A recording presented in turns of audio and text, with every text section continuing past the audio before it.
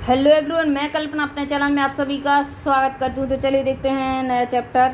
तो इससे पहले मैंने आपके 9 चैप्टर करवा दिए हैं जो कि डायरेक्ट आपको प्लेलिस्ट में मिल जाएंगे, तो जाके देख लीजिए। और आज हम चैप्टर नंबर 10 जो कि आपका सेकंड लास्ट है। एक और चैप्टर आपका बचा हुआ है, एक और अध्याय, क्योंकि 11 ही अध्याय हैं इसमें। तो फिर इसके आपके क्वेश्चन आंसर स्टार्ट हो जाएंगे। क्लास 7 का हिस्ट्री स्टार्ट कर देंगे। मैंने आपके एक दिन में 2 चैप्टर समेटे हैं, है ना। तो 5 से 6 दिन में आपका क्लास 6 का निपट चुका है। और 7th में भी आपका ऐसा ही होगा, 4-5 दिन में जो हिस्ट्री आपका समाप्त हो जाएगा। क्लास 8 का फिर पूरा आपका 6 से 12 तक करवाना है। तो 5-5, 7-7 दिन के अंदर ही आपका एक क्लास का हो जाएगा। 6 क्लासें 7 क्लासें हैं, तो कोई दिक्कत नहीं है। आपका 1-1.5 महीने में, 2 महीने में मान लीजिए पूरा टोटल आपका हो जाएगा। चलिए अब इसको देखते हैं आगे क्या है चैप्टर का नाम, क्या चैप्टर में समझाने की कोशिश कर रहे हैं। कुछ खास देते नहीं है, क्योंकि आपको खुद पता है कि क्लास 6 का है, कितना ज़्यादा डीपली दे देंगे। ऊपर की समझ विकसित करते हैं आपकी। उसमें भी हमें 1 लाइनर बहुत सारे क्वेश्चन मिल जाते हैं, जिनको मैं हर बार आपको बता देती हूँ कि यहाँ से आपका एक क्वेश्चन बनेगा। तो उसको आप नोट कर लीजिए। अपनी जो है, आपने जो भी नोट्स कॉपी वगैरह बना रखी, तो उसको आप नोट करते जाइए। और देखिए, अगर आपने भूगोल अभी तक नहीं पढ़ा हुआ है तो पढ़ लीजिए। 6 से 12 तक का टोटल भूगोल मैंने आपको बहुत ही अच्छे एक्सप्लेनेशन के साथ करवाया हुआ है। आपको किसी भी चैनल पे नहीं मिलने वाला इतना अच्छा भूगोल जैसा मैंने आपको करवाया हुआ है। और साइंस तो आपको जो है 6 से 10 तक का साइंस भी है, भूगोल आपका 6 से 12 तक का है। तो चलिए, दोनों सब्जेक्ट की आप भूगोल और साइंस कंप्लीट कर लीजिए। हिस्ट्री आपका साथ साथ हो रहा है। हिस्ट्री के बाद हम लोग इकोनॉमी कर लेंगे, है ना, पॉलिटी कर लेंगे। चलिए देखिए आगे। इसमें फिर से एक छोटी सी कहानी दी हुई है। चैप्टर का नाम है नए साम्राज्य और राज्य। तो हमें नए साम्राज्य और राज्य के बारे में पढ़ना है। तो एक छोटी सी कहानी दी हुई है। अरविंद बना राजा। बच्चे हैं, खेल रहे हैं राजा प्रजा वाला खेल। तो अरविंद को राजा बनाया गया। अरविंद अपने स्कूल में खेले जाने वाले नाटक में राजा की भूमिका अदा करने के लिए चुना गया। उसने सोचा था कि वह शाही वेशभूषा में, मूछों पर ताव देते हुए, रूफले कागज में लिपटी तलवार को शान से पकड़कर चहलकदमी करेगा। यानी वो था ना, क्या कहते, चलना, बिल्कुल राजा की स्टाइल में तलवार पकड़ के ऐसे राजा वाली स्टाइल में चलना। तो ये था अरविंद का। जरा सोचो उसे कितनी हैरानी हुई जब उसे बताया गया कि उसे बैठकर वीणा भी बजानी होगी और कविता पाठ भी करना होगा। एक संगीतज्ञ राजा। कौन हो सकता है वह राजा जो संगीत में रुचि रखता था?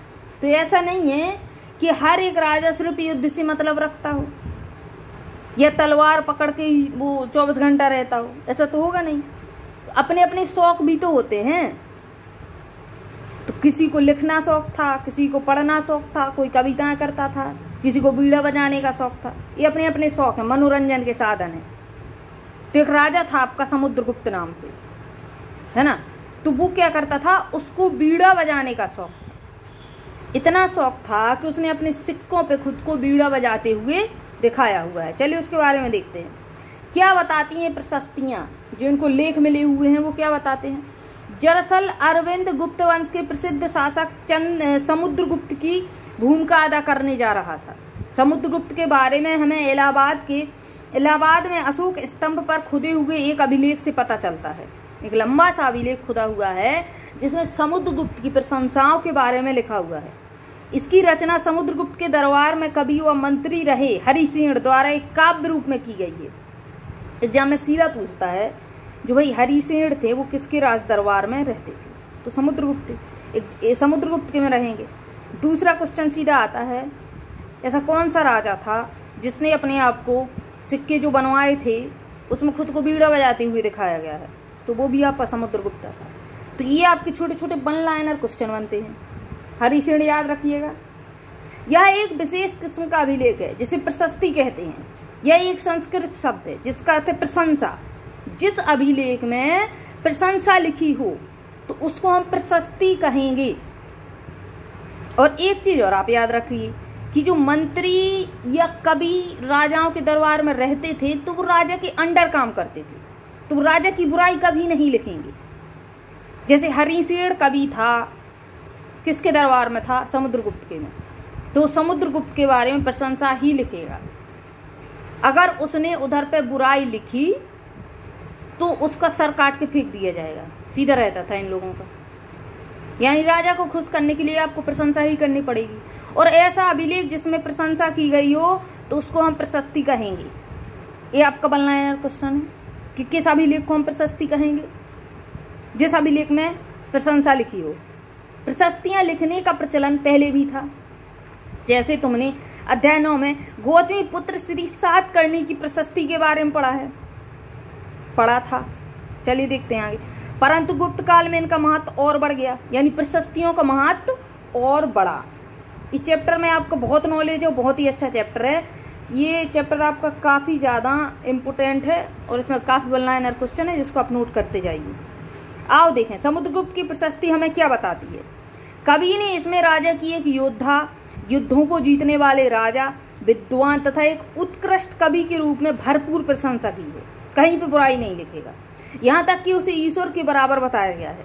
राजा को प्रजा ईश्वर मानती थी। ठीक है। प्रशस्ति में लंबे लंबे वाक्य दिए गए हैं। यहाँ वैसे ही एक वाक्य का अंश दिया हुआ है। चलिए इसको देख लेते हैं कौन सा अंश दिया हुआ है। योद्धा समुद्रगुप्त। तो देखिए योद्धा समुद्रगुप्त में इन्होंने इसका जो विस्तार दिया हुआ है, जिसका शरीर युद्ध मैदान में कुठारों, कुल्हाड़ियों, तीरों, भालों, बर्छों, तलवारों, लोहे की गदाओं, नुकीले तीरों तथा अन्य सैकड़ों हथियारों से लगे घावों के दाग से भरे होने के कारण अत्यंत सुंदर दिखता था। उसको कहते थे योद्धा। ठीक है। और योद्धा समुद्रगुप्त, यानी युद्ध में अच्छी तरीके से जो है समुद्रगुप्त अच्छा लड़ता था युद्धों में, इसलिए इसको योद्धा समुद्रगुप्त कहा गया है। और योद्धा समुद्रगुप्त का देखिए अर्थ इतना बड़ा है आपका। चलिए देखिए आगे। एक क्षेत्र को हरे रंग से भरा गया है। चलिए इसमें देख लेते हैं। प्रश्न नंबर 105 में मानचित्र दिया हुआ है, इसको गौर करिए। ये ग्रीन कलर से भरा हुआ है। आगे देखते हैं इसके बारे में क्या बताया हुआ है। तुम्हें पूर्वी समुद्र तट के साथ साथ एक क्रम में लाल बिंदु दिखेंगे। उसी तरह कुछ क्षेत्र बैगनी और नीले रंग से भी मिलेगा। देखिए इसको एक बार। ये तो है आपके लाल बिंदु और ये बैगनी और ब्लू कलर का आपका दिखाया गया है नक्शा। चलिए आगे देखेंगे कि क्या बताया गया है। यह मानचित्र इस प्रशस्ति से प्राप्त जानकारियों के आधार पर बनाया गया है। ये जो प्रशस्ति मिली हुई है इसके आधार पर मानचित्र इन लोगों ने बनाया हुआ है। हरिशेण 4 विभिन्न प्रकार के राजाओं और उनके प्रति समुद्रगुप्त की नीतियों का वर्णन करते हैं। हरिशेण ने कुछ लिखा हुआ है, देखिए इसको। मानचित्र में हरे रंग का क्षेत्र आर्यवर्त के उन 9 शासकों का था है जिन्हें समुद्रगुप्त ने हराकर उनके राज्य को अपने साम्राज्य में मिलाया था। आर्यवर्त जो थे उनको हरा के समुद्रगुप्त ने इतना क्षेत्र मिलाया था जो कि यहाँ पे हरे रंग से दिखाया गया है। और दूसरा क्या पॉइंट दिया हुआ है, इसके बाद दक्षिणापथ के बाहर शासक थे जो आपके रेड बिंदु दिखाए गए हैं। इनमें से कुछ की राजधानियों को दिखाने के लिए मानचित्र पर लाल बिंदु दिखाए गए हैं। इन सब ने हार जाने पर समुद्रगुप्त के सामने समर्पण किया। समुद्रगुप्त ने उन्हें फिर से शासन करने की अनुमति दी। समर्पण कर दिया और वापस राजा ने अनुमति दे दी। अनुमति देने का मतलब ये नहीं होता कि जो राजा पहले शासन करता था उस प्रकार से करेगा। अब जो राजा शासन करेगा वो समुद्रगुप्त के अंडर में काम करेगा, यानी जीता हुआ क्षेत्र होगा।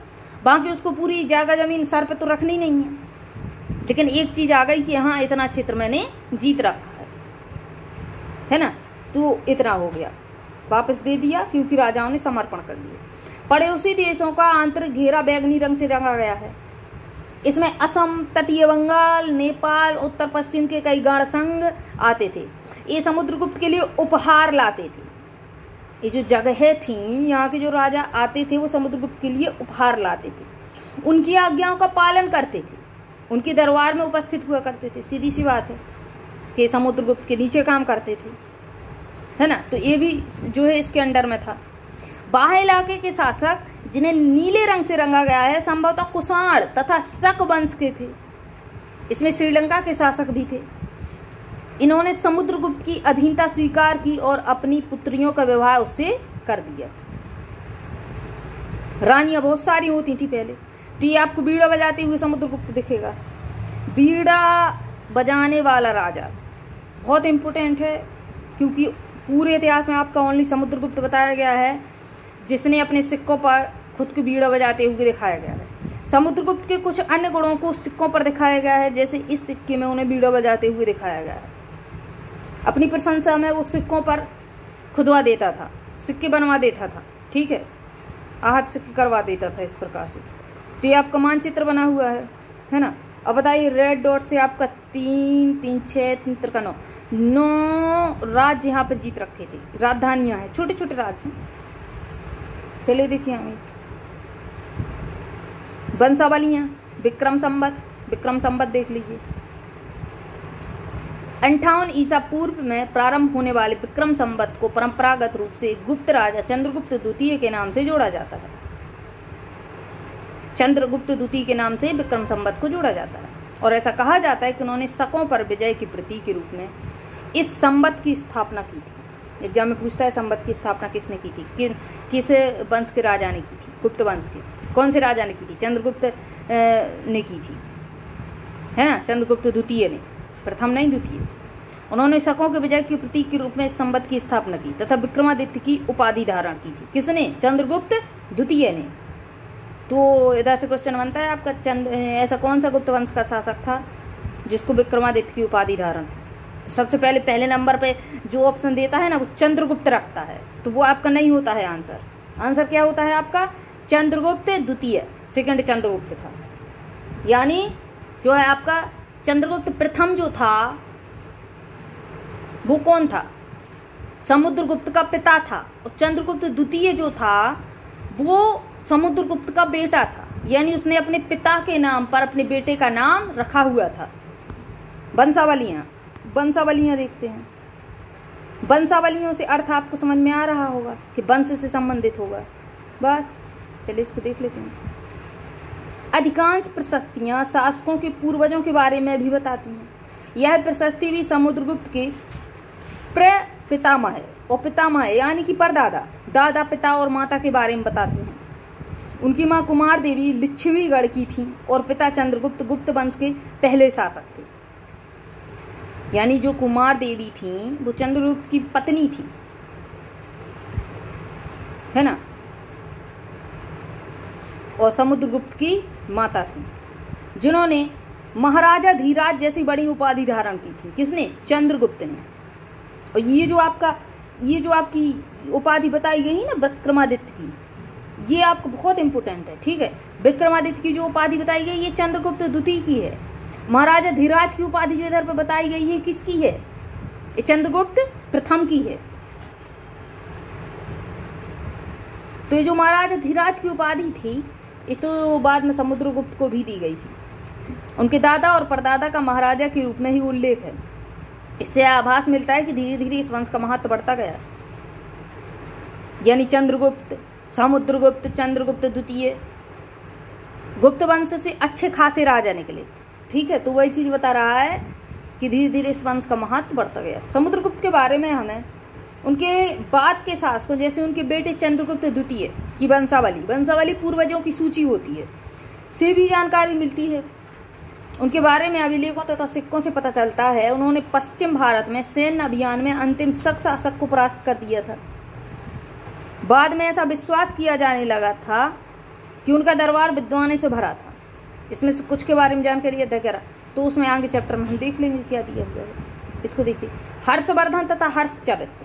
हर्षवर्धन आपका एक अलग राजा निकला, है ना। तो इसमें जो आपके राजा दिए हुए हैं बहुत ही प्रसिद्ध राजा इस चैप्टर में दिए हुए हैं, इसलिए मैंने आपको बोला है कि बहुत ही इंपोर्टेंट चैप्टर है आपका। जिस तरह गुप्त वंश के शासकों के बारे में अभिलेखों तथा सिक्कों से पता चलता है, उसी तरह कुछ अन्य शासकों के बारे में उनकी जीवनी से पता चलता है। ऐसे ही एक राजा थे आपके हर्षवर्धन। कौन थे? हर्षवर्धन, जिन्होंने करीब 1400 साल पहले शासन किया था। इनके दरबारी कवि थे बाणभट्ट, और बाणभट्ट ने इनकी जीवनी लिखी थी हर्षचरित्र। बहुत ही इंपोर्टेंट है ये आपका कि हर्षचरित्र किसके द्वारा लिखी गई है, या बाणभट्ट जो कवि थे वो किसके दरबार में पाए जाते थे। इसमें हर्षवर्धन की वंशावली देते हुए, यानी हर्षवर्धन के वंश के बारे में लिखा हुआ है हर्षचरित्र में। उनके राजा बनने तक का वर्णन किया हुआ है ना। और चीनी यात्री भी उस समय पे आए थे, हर्ष के समय पे। चीनी तीर्थयात्री xuanzang, इनके बारे में तुम्हें अध्याय 9 में हम लोग पढ़ चुके हैं। काफी समय के लिए हर्ष के दरबार में रुके थे। उन्होंने वहां जो कुछ देखा उसका विस्तार से वर्णन किया है। कुछ भी विस्तार से वर्णन हो, लेकिन राजा की बुराई नहीं मिलेगी। ठीक है, अगर राजा की बुराई मिलेगी तो वो कभी नहीं मिलेगा, सीधी सी बात रहती है, उसको काट के फेंक दिया जाएगा। कोई कितना भी भगवान हो, कितना भी अच्छा हो, अपनी बुराई तो इंसान सुन नहीं सकता। ठीक है, ये तो आपका आज का भी यही चीज है कि कोई के आप बड़ाई करेंगे तो लोग बाग सुनेंगे, अगर आपने जैसी बुराई स्टार्ट की तो लोग बाग चिड़चिड़ी आएगी, चिड़चिड़ी। ठीक है ना, चलिए देखिए आगे। हर्ष अपने पिता के सबसे बड़े बेटे नहीं थे और अपने पिता और बड़े भाई की मृत्यु हो जाने पर थानेसर के राजा बने। कहाँ के राजा बने? थानेसर के। उनके बहनोई कन्नौज के शासक थे। जब बंगाल के शासक ने उन्हें मार डाला, किसको? हर्षवर्धन के बहनोई को, तो हर्ष ने कन्नौज को अपने अधीन कर लिया और बंगाल पर आक्रमण कर दिया, है ना। क्या किया? बंगाल पर आक्रमण कर दिया, कन्नौज को अपने अधीन कर दिया। मगध तथा संभवतः बंगाल को भी जीतकर उन्हें पूर्व में जितनी सफलता मिली थी उतनी सफलता अन्य जगहों पर मिली, जगहों पर नहीं मिली। जब उन्होंने नर्मदा नदी को पार कर दक्कन की ओर आगे बढ़ने की कोशिश की, तब चालुक्य नरेश पुलकेशियन द्वितीय ने उन्हें रोक लिया। जो चालुक्य वंश था उसका राजा था पुलकेशियन द्वितीय, उसने हर्ष को रोकने की कोशिश की। नर्मदा तापी आपकी दो नदियां हैं जो पश्चिम की साइड बहती हैं, है ना, बाकी नदियां आपकी पूर्व की साइड बहती हैं। अब आप इधर पे देखेंगे पल्लव, चालुक्य, पुलकेशियन द्वितीय की प्रशस्तियां मिली इनके पास। इस काल में पल्लव और चालुक्य दक्षिण भारत के सबसे महत्वपूर्ण राजवंश थे। कब? हर्ष के समय के। पल्लवों का राज उनकी राजधानी कांचीपुरम के आसपास के क्षेत्रों पर लेकर कावेरी नदी के डेल्टा तक फैला हुआ था। अब ये चीजें तो आपको तब समझ में आई जब आप साथ में मैप लेके बैठेंगे। नर्मदा नदी तुरंत देखा कहाँ है, कहाँ से कहाँ बहती है, कहाँ से निकलती है, यानी भूगोल भी आपका कंप्लीट होता जाएगा। कावेरी नदी की बात करी, इन लोगों ने बताया कि कांचीपुरम के आसपास के क्षेत्रों से लेकर कावेरी नदी के डेल्टा तक राज्य फैला हुआ था पल्लवों का, इनका पल्लवों का। तो हमें तुरंत देखना है कि कावेरी नदी का डेल्टा कहाँ तक था, कांचीपुरम कहाँ है। जबकि चालुक्यों का राज्य जो था कृष्ण तथा तुंगभद्रा नदियों के बीच स्थित था। तो तुरंत लोकेशन देखिए, बहुत ही अच्छी प्रिपरेशन होती जाएगी आप लोगों की। चलिए देखिए आगे। चालुक्यों की राजधानी ऐहोल थी। कहाँ थी चालुक्यों की राजधानी? राजधानी पूछता है कि किसकी कहाँ थी। यह एक प्रमुख व्यापारिक केंद्र था ऐहोल। धीरे धीरे यह एक धार्मिक केंद्र भी बन गया, जहाँ कई मंदिर थे। पल्लव और चालुक्य एक दूसरे की सीमाओं को अतिक्रमण करते थे। यानी पल्लव और चालुक्य क्या है, इतनी सीमा है आपकी, इधर पल्लव है, इधर चालुक्य है। ये चालुक्यों ने यहाँ पे आक्रमण किया, यहाँ से यहाँ सीमा बन गई, फिर पल्लव ने आक्रमण किया, फिर से सीमा यहाँ बन गई। तो ये चीज रहती थी, यानी दुश्मन, है ना। मुख्य रूप से राजधानियों को निशाना बनाया जाता था जो समृद्ध शहर थे।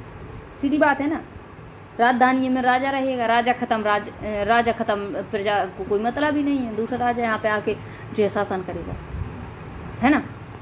पुलकेशियन द्वितीय सबसे प्रसिद्ध चालुक्य राजा था। एग्जाम में सीधा पूछेगा पुलकेशियन द्वितीय किस राज्य से संबंधित है? चालुक्य से, किस वंश से? चालुक्य से। उसके बारे में हमें उसके दरबारी कवि रवि कीर्ति से मिलता है, और रवि कीर्ति द्वारा रचित प्रशस्ति से ये चीज हमें मिलती है कि पुलकेशियन द्वितीय के बारे में चीजें हमें मिलती हैं। और रवि कीर्ति किसका कवि हुआ फिर आप बताइए, तो आप पुलकेशियन द्वितीय का एग्जाम में सीधा पूछेगा। इसमें उनके पूर्वजों, खास तौर से पिछली 4 पीढ़ियों के बारे में बताया गया है। जो रवि कीर्ति ने प्रशस्ति लिखी हुई है पुलकेशियन द्वितीय की, पुलकेशियन द्वितीय को अपने चाचा से यह राज्य मिला हुआ था। चलिए देखिए आगे क्या है। रवि कीर्ति के अनुसार उन्होंने पूर्व तथा पश्चिम दोनों समुद्र तटीय इलाकों में अपने अभियान चलाए। इसके अतिरिक्त उन्होंने हर्ष को भी आगे बढ़ने से रोका। हर्ष का अर्थ था आनंद, हर्ष उल्लास होता है ना, उल्लास। कवि का कहना है कि इस पराजय के बाद हर्ष अब हर्ष नहीं रहा। पुलकेशियन द्वितीय ने पल्लव राजा के ऊपर भी आक्रमण किया, जिसे कांचीपुरम की दीवार के पीछे शरण लेनी पड़ी। है ना। तो पुलकेशिन द्वितीय जो था आपका काफी अच्छा राजा फेमस हुआ, पर चालुक्यों की विजय अल्पकालीन थी, ज्यादा दिन तक चालुक्यों की विजय नहीं चली, क्योंकि ज्यादा राजा अच्छे नहीं निकले।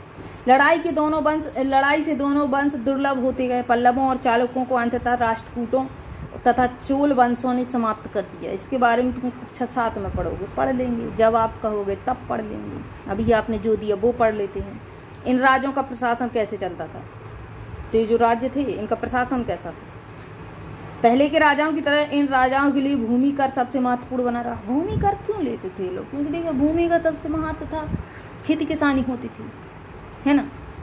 वो खाएंगे नहीं तो रहेंगे कैसे, इसलिए लोग भूमि पर कर ज्यादा लगाते थे। ये तो सोचने वाली बात है, नॉर्मल सी। प्रशासन की प्राथमिक इकाई गांव होते थे, सबसे छोटी इकाई गांव। लेकिन धीरे धीरे कई नए बदलाव आए। राजाओं ने आर्थिक, सामाजिक, राजनीतिक या सैन्य शक्ति रखने वाले लोगों का समर्थन जुटाने के लिए कई कदम उठाए। उदाहरण के तौर पर हम देख लेते हैं क्या कदम उठाए। कुछ महत्वपूर्ण प्रशासकीय पद अनुवांशिक बनाए गए, अर्थात बेटे अपने पिता का पद पाते थे। जैसे कि कभी हरिसेन अपने पिता की तरह महादंडनायक अर्थात मुख्य न्यायाधीश बन गया, मुख्य न्यायाधिकारी बन चुका था हरिसेन।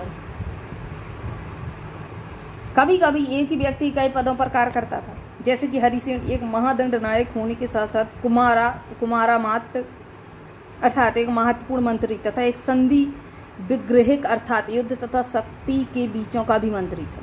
संभवतः वहां के स्थानीय प्रशासन में प्रमुख व्यक्तियों का बहुत बोलबाला था। इनमें नगर श्रेष्ठी यानी मुख्य बैंकर या शहर का व्यापारी, सार्थवाह यानी व्यापारियों के काफिले का नेता, प्रथम कुलिक अर्थात मुख्य शिल्पकार तथा कायस्थों यानी लिपिकों के प्रधान जैसे लोग होते थे। तो इनका कुछ शासन के बारे में दिया हुआ है, ज्यादा कुछ खास नहीं दिया हुआ है। अब जो नीतियां बताई गई हैं, इस तरह की नीतियां कुछ हद तक प्रभावशाली होती थी, पर समय के साथ साथ इनमें कुछ व्यक्ति इतने अधिक शक्तिशाली हो जाते थे कि अपना स्वतंत्र राज्य स्थापित कर लेते थे। सीधी सीधी बात है, मंत्री है, ठीक है, राजा आपके ऐसी मतलब कमजोर है, मंत्री बहुत ही चालू दिमाग का इंसान है, तो धीरे धीरे वो क्या करेगा, अपना या तो राज्य स्थापित करेगा अलग, या फिर राजा की कुर्सी पे बैठ जाएगा उसे मार मूर के, ठीक है। ये होता था एक नए प्रकार की सेना। कुछ राजा अभी भी पुराने राजाओं की तरह एक सुसंगठित सेना रखते थे, जिनमें हाथी, रथ, घुड़सवार और पैदल सिपाही होते थे, पर इनके साथ साथ कुछ सेना नायक भी होते थे जो आवश्यकता पड़ने पर राजा को सैनिक सहायता देते थे। इन सेना नायकों को कोई नियमित वेतन नहीं दिया जाता था, बदले में इनमें से कुछ को भूमि दान दिया जाता था। दी गई भूमि से ये कर वसूलते थे, जिससे वे सेना तथा घोड़ों की देखभाल करते थे। साथ ही भी इससे युद्ध के लिए हथियार जुटाते थे। इस तरह के व्यक्ति सामंत कहलाते थे। जहां कहीं भी शासन दुर्बल होते थे, शासक जो है दुर्बल होते थे, ये सामंत स्वतंत्र होने की कोशिश करते थे। वही तो मैंने बताया, जहां राजा कमजोर होगा तो मंत्री आके शासन करेगा, ठीक है, सीधी सी बात है। दक्षिण के राज्यों में सभाएं कैसे होती थी। पल्लवों के अभिलेखों से कई स्थानीय सभाओं की चर्चा मिली है हमें। इनमें से एक था ब्राह्मण भूस्वामियों का संगठन, जिसे हम सभा कहते थे। ब्राह्मण जो थे उनका भूस्वामियों का संगठन। ये सभाएं उप समितियों के जरिए सिंचाई, खेतीबाड़ी से जुड़े विभिन्न काम, सड़क निर्माण, स्थानीय मंदिरों की देखरेख आदि का काम करती थी। जिन इलाकों के भूस्वामी ब्राह्मण नहीं थे, वहां उर नामक ग्राम सभा के होने की बात कही जाती थी। नगरम व्यापारियों के लिए एक संगठन का नाम था। तो याद रखिए, नगरम किसके लिए ये लोग उपयोग करते थे, तो एक संगठन के लिए, व्यापारियों का संगठन होता था।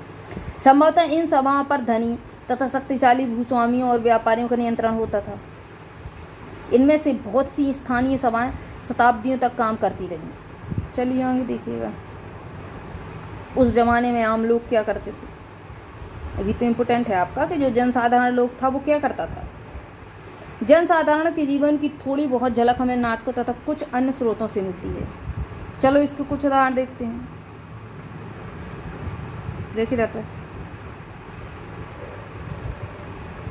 कालिदास अपने नाटकों में राज दरबार के जीवन के चित्रण के लिए प्रसिद्ध हैं। कालिदास नाम सुना होगा आप लोगों ने। इन नाटकों में एक रोचक बात यही है कि राजा और अधिकांश ब्राह्मणों को संस्कृत बोलते हुए दिखाया गया है, जबकि अन्य लोग मेलात प्राकृत भाषा, जो उनकी क्षेत्रीय भाषा थी, उसको बोलते थे। उनका सबसे प्रसिद्ध नाटक किनका? कालिदास का अभिज्ञान शकुंतलम। भाई बहुत ही इम्पोर्टेंट नाटक है इनका अभिज्ञान शकुंतलम, जो कि दुष्यंत नामक एक राजा और शकुंतला नाम की एक युवती की प्रेम कहानी है। इस नाटक में एक गरीब मछुआरे के साथ कर्मचारियों की दुर्व्यवहार की बात भी कही गई है, तो उस चीज को थोड़ा सा दिखाया गया है। एक मछुआरे को एक अंगूठी मिली, एक मछुआरे को एक अंगूठी मिली। यह अंगूठी राजा ने क्या किया था? उस अंगूठी को राजा ने शकुंतला को भेंट दी थी, पर दुर्घटनावश उसे एक मछली निगल गई अंगूठी को। जब मछुआरा इस अंगूठी को लेकर राजमहल पहुंचा तो द्वारपाल ने उस पर चोरी का आरोप लगाया और मुख्य पुलिस अधिकारी भी बहुत बुरी तरीके से पेश आया। राजा उस अंगूठी को देखकर बहुत खुश हुआ और उन्होंने मछुआरे को इनाम दिया। पुलिस वाला और द्वारपाल मछुआरे से इनाम का कुछ हिस्सा हड़पने के लिए उसके साथ शराब खाने चल पड़ेगा। ये सही है, शराब पिलाओ, इसका पूरा जो है इनाम ले जाओ। चलिए आगे देखिए। चीनी तीर्थयात्री फासियन का ध्यान उन लोगों की दुर्गति पर भी गया जिन्हें ऊंचे और शक्तिशाली लोग अछूत मानते थे, जिन्हें छुआ नहीं जाता था। इन्हें शहरों के बाहर रहना पड़ता था। वे लिखते हैं, अगर इन लोगों को शहर या बाजार के भीतर आना होता था तो सभी को आगाह करने के लिए एक लकड़ी के एक टुकड़े पर चोट करते रहते थे। यानी सीधी सी बात है कि एक लकड़ी लेंगे और उसके से खट खट खट खट करके उसमें खट खट खट खट करके क्या करेंगे, ये लोग सड़क पे बजाएंगे। यानी हम लोग निकल रहे हैं और ये लोग निकलेंगे तो जो लोग इनको अछूत मानते थे वो अपने गेट बंद कर लेंगे, अंदर के साइड चले जाएंगे। ये चीज होती थी। यह आवाज सुनकर लोग सतर्क होकर अपने को छू जाने से या किसी भी प्रकार से संपर्क से बचाते थे। ये चीज रहती थी। एक जगह बाणभट्ट द्वारा अभियान पर निकली राजा की सेना का बड़ा सजीव चित्रण दिया गया है। चलिए देख लेते हैं। राजा की सेना। राजा बड़ी मात्रा में साजो सामान लेकर यात्रा करते थे। इनमें हथियारों के अतिरिक्त रोजमर्रा के उपयोग में आने वाली चीजें जैसे बर्तन, असवास, जिसमें सोने के पायदान भी शामिल थे, खाने पीने का सामान। खाने पीने के सामान में क्या था? बकरी, हिरण, खरगोश, सब्जियों, मसाले, ये सब चीजें थी आपके खाने पीने में। विभिन्न प्रकार की चीजें शामिल होती थी। ये सारी चीजें ठेले गाड़ियों या ऊँटों तथा हाथियों जैसे सामान ढोने वाले जानवरों की पीठ पर लाद कर ले जाई जाती थी। इस विशाल सेना के साथ साथ संगीतकार नगाड़े, बिगुल तथा तुरही बजाते हुए चलते थे। ये सब होता था। रास्ते में पड़ने वाले गांव वालों को उनका सत्कार करना पड़ता था। जिस गांव में रुकेंगे वो गांव वाले इनका सत्कार करेंगे। वे दही, गुड़, फूलों का उपहार लाते थे तथा जानवरों को चारा भी देते थे। वे राजा से ये उपहार नहीं, ये देखिए जरूरत का सामान होता था, है ना, जिसको उपहार के रूप में दे देते थे। वे राजा से भी मिलना चाहते थे ताकि अपनी शिकायत या कोई अनुरोध उनके सामने रख सकें। जो उनको प्रॉब्लम थी गांव, वो राजा के सामने रखेंगे। पर ये सेनाएं अपने पीछे विनाश और विध्वंस की निशानी छोड़ जाती थी। अक्सर गांव वालों की झोपड़ियां हाथी को चल डालते थे, बताइए आप। और व्यापारियों के काफिलों में जूते बैल इस हलचल भरे माहौल से डरकर भाग खड़े होते थे। जो बैल होते थे भाग जाते थे। बाणभट्ट लिखते हैं, पूरी दुनिया धूल के गर्त में डूब जाती थी, तो गांव का पूरा नुकसान हो जाता था। पूरी दुनिया धूल के गर्त में डूब जाती थी। तो आपका अन्यत्र दिया हुआ है, अन्यत्र आप पढ़ लीजिए, इसका स्क्रीनशॉट लेके अब इसको पढ़ लेना अन्यत्र, ठीक है। चलिए आपका जो है ये जो चैप्टर आपका 10 नंबर चैप्टर हो चुका है। लास्ट एक और बचा हुआ है, 11 पूरे टोटल हैं। तो कल ये आपका हिस्ट्री इतना समाप्त हो जाएगा। तब कल जो है हम क्लास 7 की हिस्ट्री स्टार्ट करेंगे। उपयोगी शब्द, ठीक है, क्वेश्चन आंसर जो भी है सारा आपको नेक्स्ट वीडियो में मिलेगा, यानी क्वेश्चन आंसर की वीडियो में। चलिए अब मिलते हैं कल नई वीडियो के साथ। तब तक के लिए जय हिंद, जय भारत।